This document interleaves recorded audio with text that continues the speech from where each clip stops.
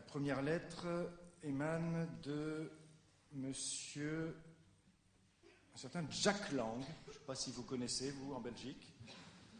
Nous, en France, on connaît. C'est l'ex-éternel ministre de la Culture, actuellement non pratiquant. Et voici ce qu'il vous adresse. Chers amis de la culture, j'allais écrire de la maison de la culture. C'eût été naturellement avec grand plaisir que j'eusse été présent parmi vous ce soir.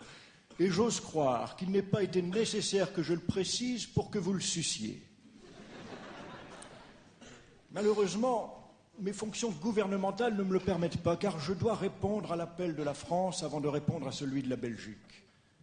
Oui, je dois répondre à l'appel de la France qui a tant besoin de moi, et pour qui j'ai déjà tant fait. Souvenez-vous, j'ai créé la fête de la musique, pour tous ceux qui aiment la musique, la technoparade, pour les autres.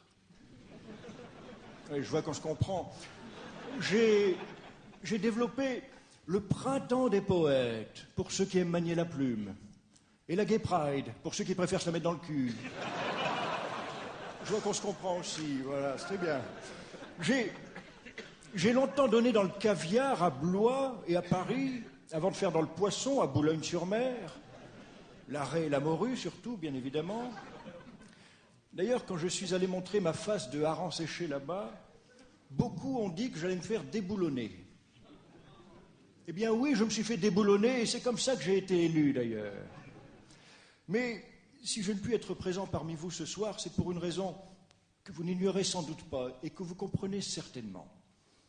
Depuis peu, après avoir, avec le brio qui me caractérise en toutes circonstances, participé à la faillite du PS, j'ai néanmoins pu retrouver, j'ai eu la chance de retrouver un CDD au sein de l'entreprise Sarkozy.